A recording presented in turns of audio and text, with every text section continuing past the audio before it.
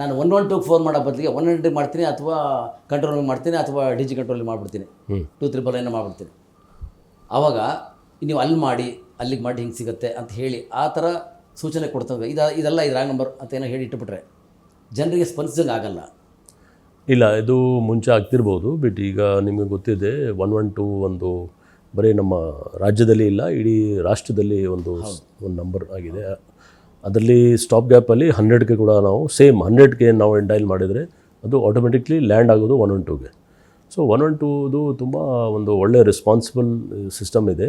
ಮತ್ತು ನಮ್ಮದು integrated command centre ನಾವು ಏನು ನಡೀತಾ ಇದೆ ನಮ್ಮದು ಬೆಂಗಳೂರು ಸಿಟಿಯಲ್ಲಿ, ಅದು ದೇಶದಲ್ಲಿ ಒಂದು ಮಾದರಿಯಾಗಿ ಕೆಲಸ ಆಗ್ತಾಯಿದೆ. 112 ಬಗ್ಗೆ ಏನಾದ್ರು ಕಂಪ್ಲೇಂಟ್ ತಾವು ರಿಸೀವ್ ಮಾಡಿದ್ದೇನಾದ್ರು ಇದೆಯಾ ಸರ್ ಇದುವರೆಗೂ? ಇಲ್ಲ, 112ದು ಕಂಪ್ಲೇಂಟ್ ನಾನು ಅದೇ ಹೇಳಿದೆ, ಆ್ಯಸ್ ಅ ಪೊಲೀಸ್ ಕಮಿಷನರ್ ನನ್ನ ಗಮನಕ್ಕೆ ಡೈಲಿ ಬೆಳಿಗ್ಗೆ ನಮ್ಮ DCP ಕಮಾಂಡ್ ಸೆಂಟರ್ ಅವಳು ಕಡ್ಡಾಯವಾಗಿ ಈಗಲೂ ಕೂಡ ಅಂದರೆ ಡೈಲಿ ಅವ್ರದ್ದು ರೂಟೀನ್ ಇದೆ, ಡೈಲಿ ನಮ್ಮ ಗಮನಕ್ಕೆ ತರಬೇಕು ಎಲ್ಲಿ ಲೋಪದೋಷ ಆಗಿದೆ.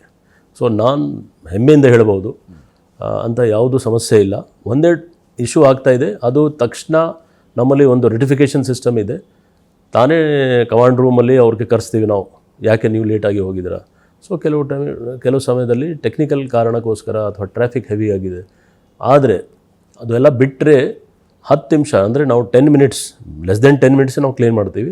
ವಿದಿನ್ 10 ಮಿನಿಟ್ಸ್ ನಾವು ಸಕ್ಷಮ. ಯಾಕೆಂದರೆ ನಾನು ನಿಮಗೆ ಜಸ್ಟ್ ಹೇಳಿದೆ 250ಗಿಂತ ಜಾಸ್ತಿ ಗಾಡಿ ಇದೆ ನಮ್ಮ ಹತ್ರ, ಅದು ಸ್ಟ್ಯಾಂಡ್ ಬೈ ಇದೆ ಬರೀ ಇದೇ ಕೆಲಸಕ್ಕೋಸ್ಕರ. ಟ್ರಾಫಿಕ್ ಒತ್ತಡದ 112 ಸ್ಪಾಟಿಗೆ ಬರೋದೇ ಲೇಟ್ ಆಗುತ್ತೆ. ಇಲ್ಲ, ಅದಕ್ಕೆ ನಾವು ಅದು ಎಲ್ಲ ಗಮನಕ್ಕಿಟ್ಟು ನಾವು ಪ್ರತಿಯೊಂದು ಕ್ಷೇತ್ರದ ಸ್ಟೇಷನ್ ಲೆಕ್ಕ ಪ್ರಕಾರ ಯಾವ ಏರಿಯಾದಲ್ಲಿ ಜಾಸ್ತಿ ಟೈಮ್ ಹಿಡಿತಾ ಇದೆ ಅಲ್ಲಿ ಎಕ್ಸ್ಟ್ರಾ ಗಾಡಿ ಕೊಟ್ಟಿದ್ವಿ, ಅಂದರೆ ಮೋಟರ್ ಸೈಕಲ್ ಕೊಟ್ಟಿದ್ವಿ.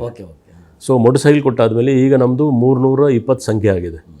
ಅಂದರೆ ಉದ್ದೇಶ ಒಂದೇ, ನೀವು ಹೇಳೋದು ಟ್ರಾಫಿಕ್ ಕೆಲವು ಕಡೆ ಜಾಸ್ತಿ ಇದೆ, ಕೆಲವು ಏರಿಯಾ ಜಾಸ್ತಿ ಇದೆ. ಸೊ ಈ ಮೋಟರ್ ಸೈಕಲ್ಸ್ ಅವ್ರು ಏನಾಗಿದೆ ಡೇ ಟೈಮಲ್ಲಿ ಕೆಲಸ ಮಾಡೋದು. ಸೊ ನಮ್ಮ ಹತ್ರ ವಿತ್ ರೆಕಾರ್ಡ್ ವಿತ್ ಪ್ರೂಫ್ ಇದೆ ನಮ್ಮ ಡೇಟಾ ಪ್ರಕಾರ ಇಂಥದ್ದು ಸಣ್ಣ ಕ್ರೈಮ್ಸ್ ತುಂಬ ಕಡಿಮೆ ಆಗಿದೆ.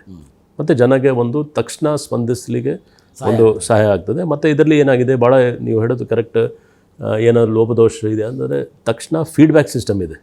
112 ಫೋನ್ ಮಾಡಿದರೆ ನಿಮಗೆ ಲಾಸ್ಟ್ಗೆ ಫೀಡ್ಬ್ಯಾಕ್ ಕೇಳ್ತಾರೆ, ನಿಮಗೆ ಈ ಸೌಲಭ್ಯ ಹೇಗಿತ್ತು, ಏನೋ ಪ್ರಾಬ್ಲಮ್ ಇತ್ತಾ ಅಥವಾ ಏನಾದರೂ ಇಂಪ್ರೂವ್ಮೆಂಟ್ ಸ್ಕೋಪ್ ಇದೆ. ಸೊ ಅದು ಆಟೋಮೆಟಿಕ್ಲಿ ಸರಿ ಆಗ್ತಾಯಿದೆ. ಆದರೂ ನಿಮಗೆ ಗೊತ್ತಿದೆ ಸಿಸ್ಟಮ್ ಇದೆ, ಸಿಸ್ಟಮ್ಗೆ ನಾವು ಆಗಾಗ ಚೆಕ್ ಮಾಡ್ತಾ ಇರಬೇಕು. ಪೊಲೀಸ್ ಠಾಣೆಗಳಲ್ಲಿ ಸಾಮಾನ್ಯವಾಗಿ ಹೋದಾಗ ಕೆಲವು ಕಡೆ, ಎಲ್ಲವೂ ಕಡೆ ಅಲ್ಲ, ಜನಸಾಮಾನ್ಯ ಕೊಡ್ತಕ್ಕಂಥ ದೂರಿನ ಆಧಾರದ ಮೇಲೆ FIR ಮಾಡಬೇಕು ಅಂತನೋ ಅಥವಾ NCR ಮಾಡಬೇಕು ಅಂತನೋ ನಿರ್ಧಾರ ಮಾಡಬೇಕಾದವರು ಯಾರು ಅಂತಕ್ಕಂಥ ಒಂದು ಪ್ರಶ್ನೆ ಇರುತ್ತೆ.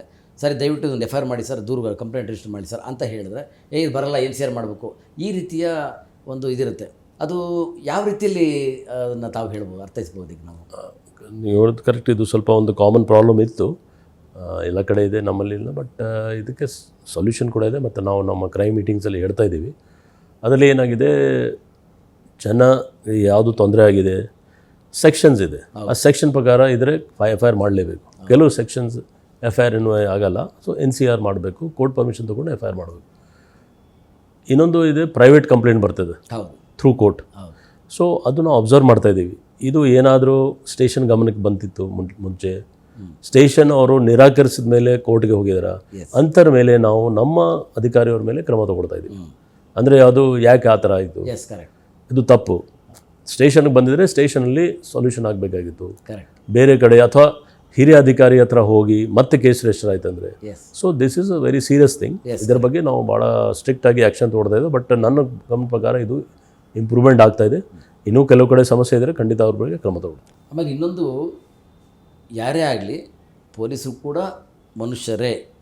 ಅವರು ಸಂಚಾರಿ ಪೊಲೀಸರು ಬಾಡಿ ಕ್ಯಾಮ್ರಾ ಹಾಕ್ಕೊಂಡು ರಾತ್ರಿ ಗಸ್ತಲ್ಲಿ ಇರಬೇಕಾದ್ರೆ ನಮ್ಮ ಕನ್ನಡಿಗರಂತೂ ಆ ಥರ ಮಾಡಲಿಕ್ಕಿಲ್ಲ. ಎಲ್ಲ ಹೊರ ರಾಜ್ಯದವ್ರು ಬಂದು ಅವಾಚ್ಯವಾಗಿ ಬೈಯೋದು, ಶರ್ಟ್ ಹಿಡಿಯೋದು, ಹೊಡೆಯೋಕ್ಕೆ ಹೋಗೋದು, ಅಸಾಲ್ಟ್ ಮಾಡೋದು, ಅದನ್ನು ಸಹಿಸ್ಕೊಳ್ತಕ್ಕಂಥ ಶಕ್ತಿ ಅದನ್ನು ಎಕ್ಸ್ಟ್ರಾರ್ಡನರಿ ಕೊಟ್ಟಿರ್ತಾರೆ ನಾವು ಸಂಚಾರಿ ಪೊಲೀಸರಿಗೆ, ಗೊತ್ತಿಲ್ಲ, ಅಥವಾ ಲ್ಯಾಂಡ್ ಆರ್ಡರ್ಗೆ.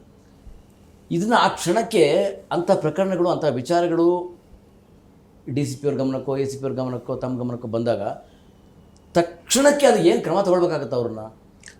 ಇದು ಯಾಕೆಂದರೆ ಸೋಷಿಯಲ್ ಮೀಡಿಯಾ ಓಡಾಡ್ತಿರ್ಬೇಕಾದ್ರೆ ಜನ ಅದನ್ನು ಸಹಿಸ್ಕೊಳಕ್ಕಾಗಲ್ಲ. ಇಲ್ಲ, ನೀವು ನೋಡಿರ್ಬೋದು, ಈಗ ಯಾವುದು ಸೋಷಿಯಲ್ ಮೀಡಿಯಾ ಇದರಲ್ಲಿ 2 ಭಾಗ ಇದೆ. ಒಂದು, ಏನಾದರೂ ಇನ್ಸಿಡೆಂಟ್ ಆದ ತಕ್ಷಣ ನಾವು ಕ್ರಮ ತಗೊಳ್ತೀವಿ. ಕೆಲವು ಟೈಮ್ ಇರ್ಬೋದು ಅಲ್ಲಿ ಜನ ಜಾಸ್ತಿ ಇದ್ದಾರೆ, ನಮ್ಮವ್ರು ಕಡಿಮೆ ಇದೆ, ಏನು ಮಾಡ್ಲಿಕ್ಕೆ ಆಗ್ತದೆ. ಬಟ್ ಕೇಸ್ ಆಗ್ತಾಯಿದೆ ತಕ್ಷಣ ಕೇಸ್ ಲಾ ಆ್ಯಂಡ್ ಆರ್ಡರ್ಗೆ ಕನ್ವರ್ಟ್ ಆಗ್ತದೆ. ಟ್ರಾಫಿಕ್ ಕೇಸಲ್ಲಿ ಈ ಥರ ಇದು ರೋಡ್ ರೇಜ್ ಬಗ್ಗೆ ನೀವು ಹೇಳ್ತಿರೋದು. ಸೊ ರೋಡ್ ರೇಜ್ದು ಕೇಸ್ ಏನಾಗ್ತದೆ, ಫಸ್ಟ್ ಟ್ರಾಫಿಕ್ ಸಮಸ್ಯೆಯಿಂದ ಆಗಿ ಅಕಸ್ಮಾತ್ ನಮ್ಮ ಸಿಬ್ಬಂದಿ ಅಥವಾ ಅಧಿಕಾರಿಗಳ ಮೇಲೆ ಏನೋ ಸಮಸ್ಯೆ ಆದರೆ ಸುಮಾರು ಹಲವಾರು ಕೇಸಸ್ ಆ ಥರ ಆಗಿದೆ. ಮತ್ತು ನಾವು ತಕ್ಷಣ ಅದಕ್ಕೆ ಸೋಷಿಯಲ್ ಮೀಡಿಯಾದಲ್ಲಿ ಕೂಡ ನಾವು ಕೂಡ ಹಾಕ್ತಾಯಿದ್ದೀವಿ. ನೀವು ನೋಡಿರ್ಬೋದು ಇತ್ತೀಚೆಗೆ ತಕ್ಷಣ ಹಾಕ್ತಾಯಿದ್ದೀವಿ. ಅಂದರೆ ಇವರು ಈ ಥರ ಮಾಡಿದರು, ಇದಕ್ಕೆ ಪರಿಣಾಮ ಹಿಂಗಾಯಿತು, ಅದಕ್ಕೆ ನೀವು ಮುಂದಕ್ಕೆ ನೀವು ಬೇರೆಯವ್ರು ಇಂಥದ್ದು ಮಾಡಲಿಕ್ಕೆ ಹೋಗಬೇಡಿ. ಕೆಲವು ಕಡೆ ಏನಾಗಿದೆ, ಅವ್ರಿಗೆ ಭಯ ಮೂಡಿಸ್ಲಿಕ್ಕೆ ನಾವು ಕಠಿಣ ಕ್ರಮ ತೊಗೊಳ್ತಾ ಇದ್ದೀವಿ. ಒಬ್ಬ ಅಥವಾ ಇಬ್ಬರು ಮಾಡಬಹುದಾದ ಪೊಲೀಸ್ ವ್ಯವಸ್ಥೆಯಲ್ಲಿ ಅಧಿಕಾರ ಮಾಡುವ ತಪ್ಪುಗಳು ಪೊಲೀಸ್ ಸಮೂಹಕ್ಕೆ ಒಂದು ಕಪ್ಪು ಚುಕ್ಕಿ ಆಗುವಂಥ ಸಂದರ್ಭಗಳು ಬಂದ್ಬಿಡುತ್ತೆ. ಇದನ್ನು ಯಾಕೆ ಹೇಳ್ತಾ ಇದ್ದೀನಿ ಅಂತಂದರೆ, ಮಾದಕ ವಸ್ತುಗಳ ವಿಚಾರ ಬಂದಾಗ ಪೊಲೀಸರೇ ಅದನ್ನು ಗೊತ್ತಿದ್ದವ್ರಿಗೆ ಗೊತ್ತಿತ್ತು, ಇಂಥ ಆರೋಪಿಗಳನ್ನು ಗೊತ್ತಿತ್ತು, ಇಂಥವ್ರು ಮಾರಾಟ ಮಾಡೋಕ್ಕೆ ಹೋಗ್ತಾಯಿದ್ರು ಅಂತಕ್ಕಂಥ ವಿಚಾರ ಇದೆಯಲ್ಲ, ಅದು ಈಗ ತಾವು ಹೆಚ್ಚು ಕಡಿಮೆ ಒಂದು 12ರಿಂದ 15 ವಿಕೆಟ್ ಬಿದ್ದಿದೆ ಆ ವಿಚಾರದಲ್ಲಿ ನನ್ನ ಗಮನಕ್ಕೆ ಬಂದಿರೋ ಹಾಗೆ.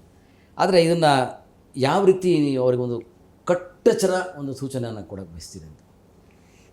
ಇದರಲ್ಲಿ ಡ್ರಗ್ಸ್ ಬಗ್ಗೆ ಒಂದು ಬೇರೆ ಚಾಪ್ಟರೇ ಇದೆ, ತುಂಬ ನಾವು ವಿಸ್ತೃತವಾಗಿ ನಾವು ಹೇಳ್ಬೋದು.